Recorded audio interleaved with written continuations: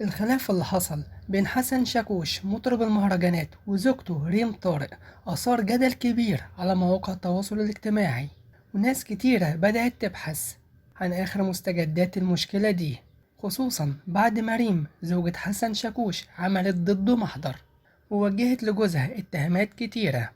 والغريب إن حسن شاكوش تجاهل الخلافات دي، وخلال ساعات فاتت كان موجود في ملهى ليلي مع الرقاصة جيسي وكان بيرقص معاها، وده أثار جدل واسع على مواقع التواصل الاجتماعي.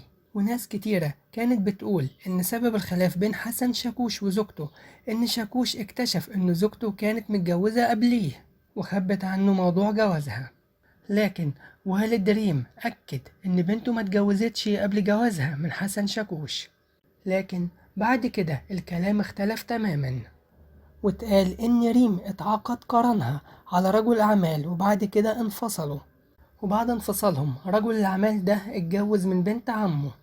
ومن ناحية تانية الرقاصة سلمى مجدي اللي قالت إنها كانت متجوزة حسن شاكوش قبل جوازه من ريم طارق، علقت على الخلافات اللي حصلت بين شاكوش وزوجته، خصوصا إن ما مرش على جوازهم شهرين.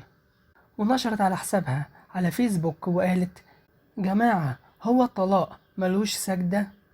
وده كان سخرية منها بعد ما ريم طارق زوجة حسن شاكوش أثارت جدل كبير لما سجدت على الأرض يوم زفافها.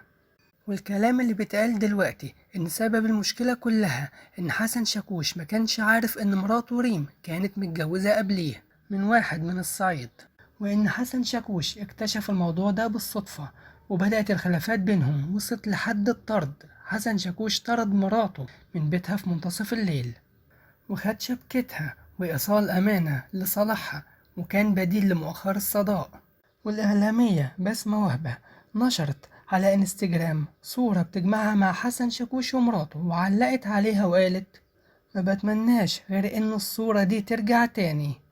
وقالت: حسن شاكوش طيب وريم طيبة، نتمنى لكل زوجين دوام الحال بالمودة وعدم إفشاء أسرار البيوت. ده بالرغم من إن برنامج العرافة اللي بتقدمه الإعلامية بسمة وهبة استضاف حسن شاكوش ومراته، وتوجه لحسن شاكوش اتهامات كتيرة، منها إنه متجوز على مراته وعنده فيلا في التجمع الخامس وفي سلسلة في رقبته مش بيقلعها وواحدة هي اللي جايبها له. وفي ناس بتقول إن الاتهامات دي اللي اتوجهت لحسن شاكوش كانت هي سبب الخلاف بين حسن شاكوش ومراته ريم.